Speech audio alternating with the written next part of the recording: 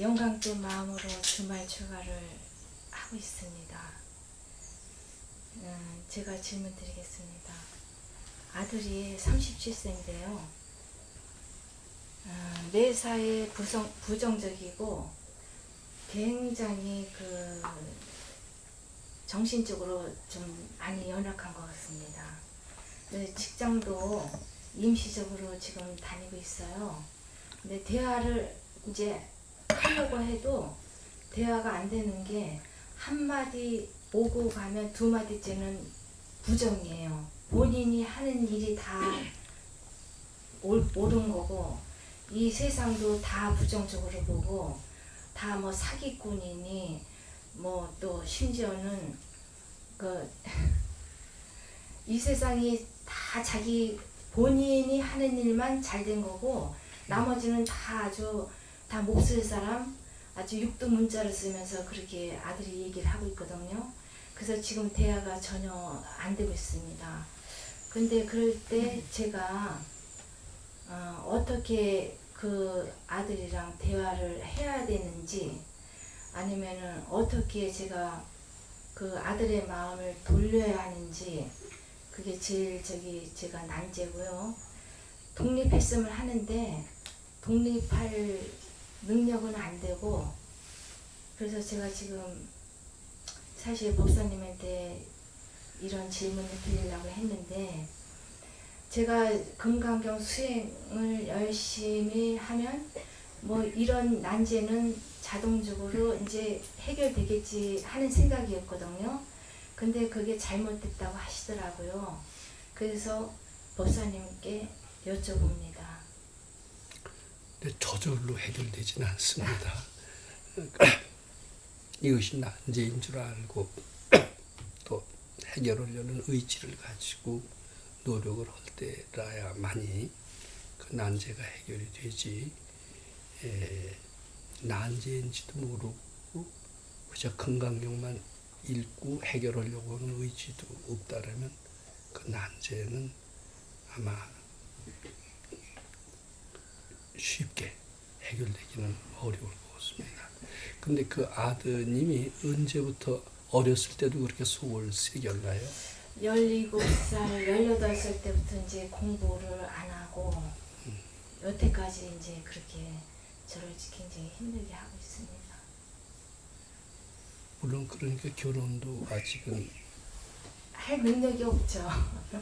근데 하고는 싶어 해요? 아니요, 전혀. 지가 능력이 없어서 결혼을 안 한다 이렇게 얘기를 하거든요. 근데 왜 너는 이렇게 세상을 부정적으로 보느냐? 왜 이렇게 삐딱하게 보느냐? 왜 세상 탓만 하느냐? 네 잘못은 없다고 보느냐? 뭐 이런 식의 대화로 설득을 해보실 적은 없으셨는지요? 그렇게 얘기를 하면요. 저한테 굉장히 그러니까 제가 이제 결혼 생활을 굉장히 힘들게 했습니다. 아직까지도 시어른을 다 모시고 지금 제가 살고 있거든요. 작년에 이제 다 요양원으로 가셨어요. 근데 이제 이 아이가 이제 어렸을 때부터 엄마가 사는 삶을 보니까 굉장히 그 할아버지 할머니 뭐 고모들 삼촌한테 엄마가 한 만큼 이제 그 대우를 못 받으니까 엄마를 불쌍하게 생각하는 게 아니고 더 저를 아주 멸시를 하고 합니다. 바보다. 왜 그 사람들의 노예로 사냐. 병신이니까 그렇게 산다. 이렇게 아주 더 저를 아주 그냥 힘들게 하고 있습니다. 혹시 보살님께서는 어려운 삶을 사실 때 네. 남을 원망하고 세상을 원망하고 주위 탓을 하시지는 않으셨는지요? 많이 했습니다. 많이 했죠. 네. 그러면 그 아들의 현재 모습이 본인의 과거 남을 원망하고 탓했던 그 모습과 유사하다라는 생각을 합니까? 안 합니까? 하고 있습니다. 하고 제가. 있죠. 네. 네. 결국은 아들의 문제를 해결하는 것은 자신의 문제를 해결하는 것과 다르지 않은 것 같아요. 그리고 그 아들이 그렇게 속썩이는 것은 그 속썩이는 것을 통해서 깨칠 바를 제공해 주는 것이나 다름이 없습니다. 저게 아들의 모습이 아니라 바로 내 모습이다 이렇게 생각하실 수 있어야 됩니다. 내 모습이다라고 생각을 할 수 해야 이게 돌파구가 생겨요. 저건 아들의 일이고 아들은 나한테서 손이 닿질 않는다라고 하면은 공부를 통해서 아들을 개과천선시킨다라는 것은 거의 불가능합니다. 근데 저것은 아들의 문제가 아니라 아들의 단점이 아니라 사실은 나의 단점이고 나의 문제다. 이렇게 일단 보시고 그 문제, 그 단점을 해결하시려고 노력을 하셔야 됩니다. 그러니까 저는 이제 이런 처방을 내리고 싶습니다. 그 아들이 심술 부리고 육두문 짤 쓰고 세상을 원망하는 이제 거기에다 그 생각을 부처님께 바쳐라 이렇게 말씀을 드리고 안 바쳐지면은 자꾸 거기다 대고 미륵전열애를 해라 이렇게 말씀을 드립니다만은 그것은 아들한테다 대고 바치는 게 아니라 바로 내 속에 있는 부정적인 마음을 바치는 것이나 다름이 없습니다.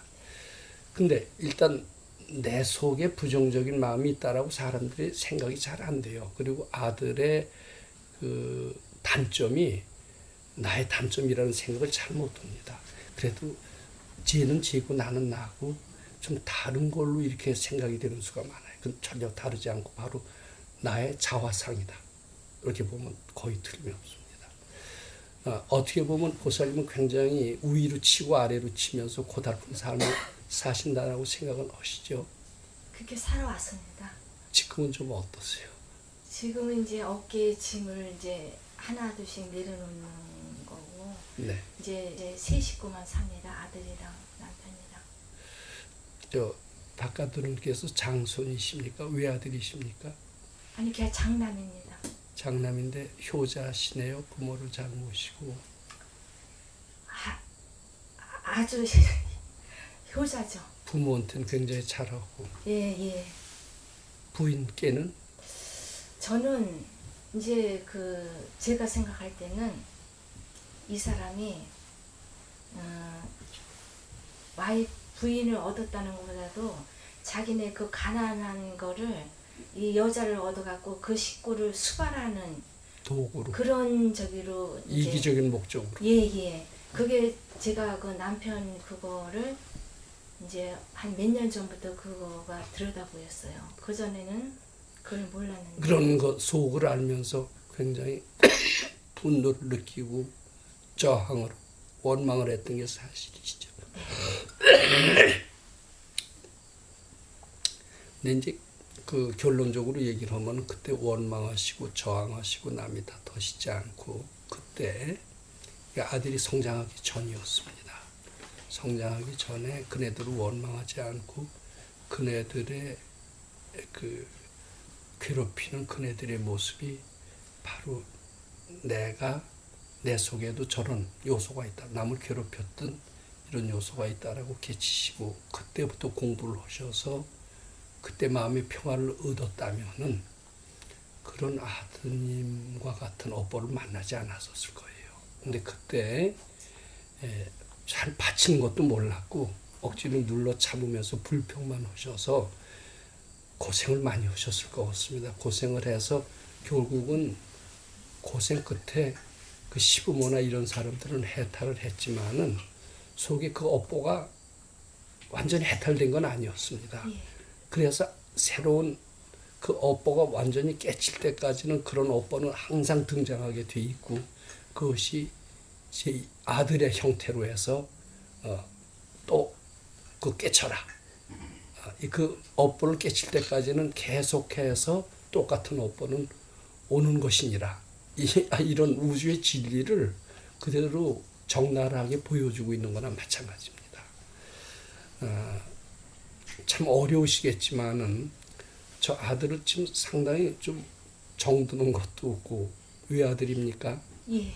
외아들이면 얼마나 사랑스러워하는 게 부모의 마음인데 사랑스럽지도 않죠. 하나도. 전혀 사랑스럽지가 않습니다. 왼수와 같은 생각이 많이 드실 겁니다.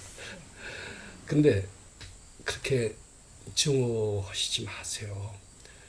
쟤는 내 속에 있는 쟤와 똑같은 업장을 깨우쳐 주기 위해서 부처님께서 보내주신 그런 뭐 좋게 말하면 어른이다 이렇게 생각을 하고 저 모습이 아니라 내 모습이다.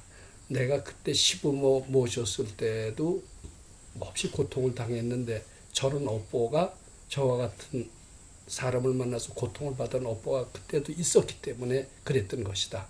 그때 해탈을 못해서 지금 또 만났는데 이 아들은 그 업보를 미진했던 업보를 깨치게 주기 위해서 온 존재다. 이 기회를 통해서 한번 깨쳐보자. 이렇게 좀 생각을 해 주시기 바랍니다. 지금 그렇지 않으면 별 수가 없어요. 그리고 이 금강경 공부하시면 분명히 해탈할 수 있다고 생각을 합니다. 그리고 자꾸 바치게 되면 우선 1차적으로 내 마음이 편안해져야 됩니다.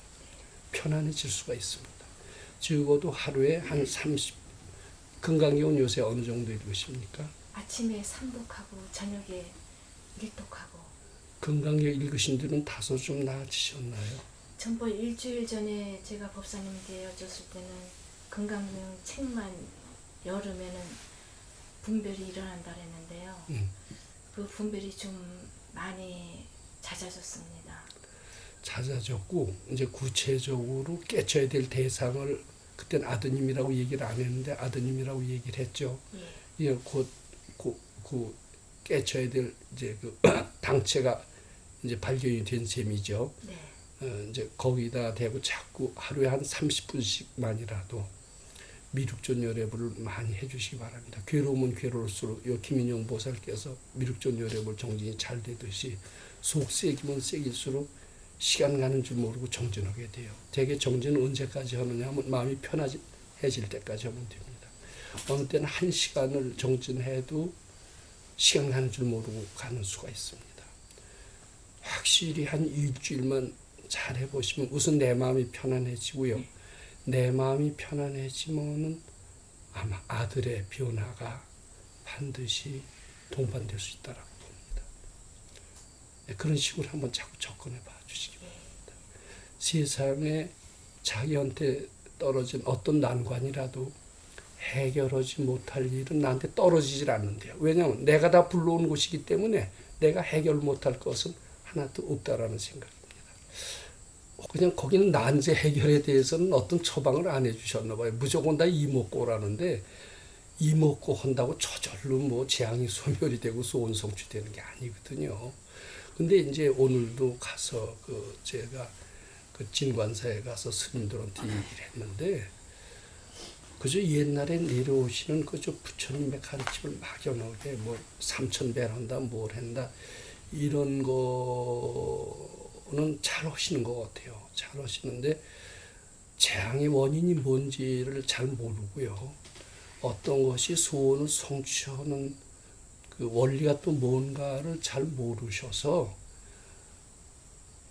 오시는 신도들한테 재앙을 소멸하게 해주고 소원을 성취하게 해주는 것을 전혀 가리키는 방법을 모르는 것 같아요. 무조건 절에 와서 제 지내고 뭐 이렇게 해라 하니까 그리고 불교를 몇 년 믿어도 나아지지가 않으니까 점점 불교 신자는 감소할 수밖에 없고 출가 승려수는 줄어들 수밖에 없지 않습니까? 말로만 깨졌다고 하면 도인이면 뭘 합니까? 실질적으로 도움을 줄 수 있어야 이게 도인이거든요. 왜냐하면 전 도인을 만나봤는데 절대로 그분은 많이 거느리질 않습니다. 많이 받질 않아요. 그분 밑에서 오래 있는 것은 상당히 쉽지가 않습니다. 왜냐하면 조금만 제자에 집착하지 않기 때문에 잘못만 하면 내쫓아요. 아주 살얼음 받듯이 긴장감을 갖지 않는다면 거의 3년을 버틴 사람은 아주 쉽게 옵니다. 근데 요새 보면은 많은 사람들을 끌어놓고 책임도 안 지는 것 같아요. 절에서. 그래서 상당히 문제가 있는 것 같습니다. 근데 우리는 분명한 것은 재앙의 원인이 내 속에 있다는 것을 알고 해답도 또한 내 속에 있다는 것을 가르쳐 주면서 스스로 해결하게끔 이렇게는 해줘야 되지 않겠느냐. 그리고 기회가 되면 자꾸 물으실 수 있으면 묻는 것이 좋습니다. 저도 힘써서 대답할 수 있는 데까지는 대답해 드리겠습니다.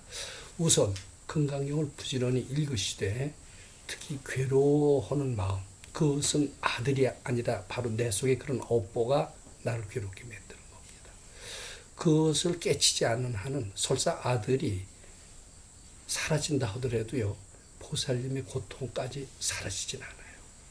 그러니까 그것은 아들을 구원하는 뜻이 아니라 보살님 자신을 구원하는 뜻으로라도 매일 하루에 한 30분만이라도 미륵존 여력을 정진을 하시되 편안해지실 때까지 계속해서 하시라, 이런 말씀 드리고 싶습니다. 상당히 편안해지시는 것을 많이 느끼실 수 있을 겁니다. 요새는 안 오시나? 아드님이 어디 뭐 일자리를 구하셨다. 요새 아드님 괜찮아졌어요? 네, 저 아드님의 사례 들으셨죠? 근데 이건 누구나 하면은 다 동일한 그런 결과를 얻으실 수 있다, 이렇게 생각합니다. 정석권만 하면 안 통하는 게 없습니다. 자, 교수님께 질문 드리겠습니다. 지난주 주말 휴가를 마치고 집에 가니까 딸아이 변화가 있었는데요.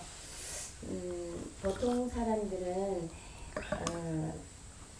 그 평범한 일이지만 우리 딸아이한테는 제게는 기적인데, 한 번도 음식을 하지 않았는데 반찬을 해서 아빠랑 동생이랑 밥을 먹었고요.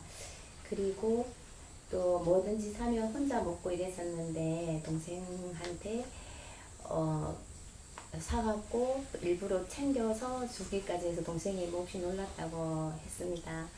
저도 너무 흐뭇하고 좋았는데 그런 변화가 있었고, 그리고 지난주에 보사님께서 딸을 부처님으로 봐라 하셔서 제가 맞아, 걱정이 있을 때 문득 맞아, 부처님인데 내가 걱정할 일이 뭐 있으며 잔소리할 게 없구나 생각하니까 마음이 편안해지고, 조금이라도 마음이 좀 불안해진다 하면 부처님인데 하면서 이렇게 존경하는 마음을 내야겠다라는 생각, 그렇게 나를 그렇게 바라보게 되었습니다. 그래서 지금까지 관계가 굉장히 좋고, 무거운 걸 제가 들고 저도 흔쾌히 들고 가고 굉장히 많이 변화된 걸 보고 보살님께 감사드립니다.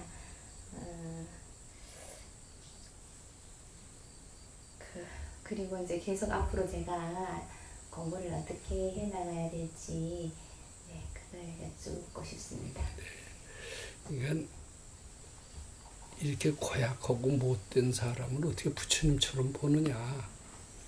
뭐 우리는 이제 그런 이야기를 하면서 부처님으로 보라고 그러는 건 말도 안 된다, 이렇게 반론을 제기하는 사람들이 많습니다. 근데 억지로 부처님처럼 보라는 게 아니라 이치를 잘 생각하면은 부처님처럼 볼 수밖에 없어요. 왜냐하면 뭐 없이 속색이는 것은 어떻게 생각하면 저게 윈수지, 자식이야. 저게 무슨 사랑이 붙어, 애정이 붙어. 저런 걸 어떻게, 저 윈수를 어떻게 부처님으로 봐. 이렇게 말하면 말 되는 것 같아요. 그렇잖아요. 근데 또 이렇게 하면 부처님으로 볼 수가 있습니다. 쟤는 날 속색이로 온 애가 아니라, 왼수 짓을 하러 온 게 아니라 내 단점을 일깨워주러 온 보살이다, 이렇게 생각해도 그 틀리지 않습니다. 그런 관점만 바꾸면은 나 단점을, 나의 못된 점을, 시범을 보이면서 일깨워주러 오는 친절한 선생이라면 부처님처럼 소중할까요, 안 소중할까요? 그냥 억지로 부처님처럼 보지 말고 관점만 그렇게 바꾼다면은 부처님처럼 보는 것은 불가능하지가 않습니다. 또 그것은 사실이에요. 타 보살님의 그런 업이 없으면, 그런 괴로움을 당할 내 마음속에 어떤 소질이 없으면 그런 아들이 태어나지도 않습니다.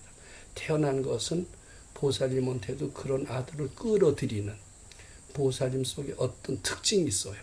아들과 똑같은 동일한 그것이 있고, 그런 것이 있음으로써 그것을 깨우치라고 하는, 아들의 못된 짓은 그것을 깨우치라고 하는, 나의 못된 짓이나 마찬가지이기 때문에 깨우치라는 사인이고, 보살님의 단점을 고치게 해주러 온 친절한 시범을 보여가면서 하는 선생이다, 이렇게 생각하면 부처님처럼 볼 수가 있는 겁니다. 그런데 이제 우리 백 선생님께서는 이런 비유를 자주 하십니다. 이제 눈이 나쁜 사람이 이제 안경을 쓰면은 이게 잘 보입니다. 저는 아직까지 안경을 안 쓰고서도 글자가 잘 보이는 것은 참 고맙게 생각을 하는데, 그런데 안경을 쓰면 이게 잘 보이기 때문에 이런 생각을 할 수가 있어요. 안경을 벗고 보면 더 잘 보일 것이다. 이런 생각을 합니까? 안 합니까? 이렇게 안경을 쓰니까 잘 보이거든요. 근데 안경을 장애물이라고 생각하는 나머지 안경을 벗으면 더 잘 보실 거이다 하면서 안경을 버리는 수가 있습니다. 안경은 필요가 없다. 거추장스럽다. 근데 더 잘 보이는 게 아니라 깜깜해지는 겁니다. 마찬가지로 그만큼 편안해지신 것은 공부 탓인데, 공부가 편안해지면은 공부를 놔버리는 수가 있습니다. 마치 공부를 해서 글자가 잘 보이는 공부는 안경과 같은 거래요. 근데 더 잘 보이기 위해서 안경을 버린다는 것은 사실은 옳지가 않거든요. 근데 공부가 어느 정도가 되면은 공부 안 해도 된다라는 생각을 많이 합니다. 지금 그래도 그 따님의 변화는 공부의 성과라고 그렇게 믿으시죠? 네. 더 하세요. 그럼 더 놀라운 변화로 올 겁니다. 근데 거기서 멈추는 것 같습니다. 멈추는 것도 자기 복의 한계인 것 같아요. 멈추지만 않으면은 결국은 갈 때까지 갑니다. 우리 선생님께서는 이런 비유를 가끔 하세요. 뗏목이 바다로 가는데 강상류입니다. 중간에 왼쪽 연안에도 걸리지 않고 오른쪽 연안에도 걸리지만 않는데 결국은 어디로 갑니까? 바다로 갑니다. 바다는 대자유입니다. 걸릴 어떤 장애물이 없습니다. 근데 마치 공부도 그와 똑같습니다. 뗏목이 바다로 가는 거나 마찬가지인데 중간에 장애물이 있어서 왼쪽 언덕에 걸릴 수도 있고 오른쪽 언덕에 걸릴 수도 있어요. 장애물이 뭐냐면 특히 이만하면 됐다. 근데 공부가 잘 될 때는 좀 하려는 향상심이 좀 줄어들죠. 그게 문제. 그때 가만히 혼자서 절대로 의욕이 잘 안 생깁니다. 스승이나 도반의 채찍이 반드시 필요해요. 혼자서 잘 안 됩니다. 마찬가지로 더 향상심과 공경심을 가지고 노력을 하신다면 드디어 뗏목이 양 안에 걸리지 않고 바다로 나가듯이 아마 큰 자유를 얻게 될 수 있지 않을까 이렇게 생각을 합니다. 네, 감사합니다. 꾸준히 이렇게 법회 좀 나오시는 게 저는 좋다고 생각을 합니다. 그거는 자기 마음을 다스리는데 매우 도움이 되거든요. 전수련입니다. 박사님 저는 아들 때문에 왔는데 저희 아들 37살인데 지금 목소리가 이 아이가 좋은 대학을 나오고 했는데 사법고시를 하다가 안 됐어요. 그래 이제 행시를 받고 이제 한 4년 5년 됐나고요. 근데 1차는 되고 2차는 안 되고 그래요. 그래 어떻게 기도를 해야 될까 싶어갖고 박사님 찾아봤습니다. 근데 보살님이 기도하면 될 것 같아요. 금방 그렇습니다.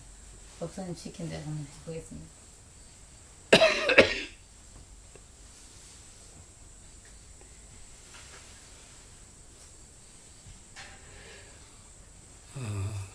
건강경은 언제부터 읽으셨습니까? 지난주 처음 왔습니다. 요번이 두 번째입니까? 예. 그 처음 와서부터 건강경은 읽으셨어요? 예. 그땐 질문은 안 하셨죠? 예. 그러면 지금 가족이 어떻게 되십니까? 가족은 아들만 둘이고 남편이 있고. 네. 근데 다른 아드님이나 남편에 대해서는 별 문제가 없고 예. 유일한 걱정은 그 아드님의 고시 패스가 지갈길 못 가니까. 한번 그 아들 생각이 나면요. 지금 말씀하신 대로 정성껏 미륵주 노력을 해보세요. 정성껏 되길 바라는 마음으로 그렇게 하시면 안 됩니다. 그렇게 하면 외래 효과가 적고요. 부처님 뜻을 따르겠습니다. 이러는 그 마음을 가지시고 아들 생각만 나면 내 아들이라는 생각을 가지시면 외래 안 좋습니다. 어떻게 보면 그것들이 이제 밝은 입장에서 보면 그 나한테 뭐를 깨칠 바를 제공하기 위해서 나타난 그런 존재일 뿐이지 아들이라고 이름을 붙이는 것은 정확하지가 않대요. 근데 지금 어쩔 수 없이 37이라는 긴 세월 동안 모자로서 역할을 했기 때문에 아주 끈끈한 사이가 됐고 분명히 내 아들이라는 생각에는 조금 더 요지부동일 것 같습니다. 근데 우선 내 아들, 그 아들의 걱정은 내 걱정, 요 사실만 놓고 자꾸 미륵전 요랩을 해보세요. 그러면 내 아들이라는 생각도 차츰 엷어지고 아들의 걱정이라는 생각도 엷어질 것 같습니다. 그러면서 보살님의 마음은 편안해질 것 같고 드디어는 사법고시가 됐으면 행정고시가 됐으면 이런 걱정에서까지도 다 멀어질 겁니다. 보살님께서 사법고시가 됐으면 행정고시가 됐으면 그 염려에서 멀어질 때라야만이 보살님이 힘이 생기고 힘이 생겨야 합격을 시킬 수가 있어요. 힘이 안 생기면 합격될 수 있을까요? 없을까요? 근데 왜 지금 보살님이 힘을 발휘하지 못하느냐 하면 내 아들이라는 생각, 합격을 바라는 마음을 거기다 붙여놓은 결과로 내 힘을 굉장히 약화시켰다라는 겁니다. 나를 무력하게 만들어줬어요. 그렇기 때문에 사실 보살님은 기도웬만큼 해서는 기도의 힘으로써 못 붙을 아들의 고시를 절대로 합격시키는 것은 불가능하다고 생각합니다. 우선 아들한테 마음을 띄시고 아들의 걱정에서 벗어나시고 오로지 부처님을 향하실 때 보살님 마음속에서 우선 평화가 옵니다. 평화가 오면서 능력이 생겨요. 그리고 자신감이 생겨요. 그 자신감은 경우에 따라서는 불합격할 아들을 합격까지 시키는 그런 기적을 이룰 수가 있을 겁니다. 근데 행여 그런 기적을 나타내기 위해서 기도한다 이렇게 생각하면 마음이 거기서 떨어지겠어요? 안 떨어지죠. 그러니까 부처님 시범하기 위해서 기도한다. 이런 마음의 자세로 일심으로 어렵다는 생각을 자꾸 바치셨으면 좋겠다. 이렇게 말씀드리고 싶습니다. 감사합니다.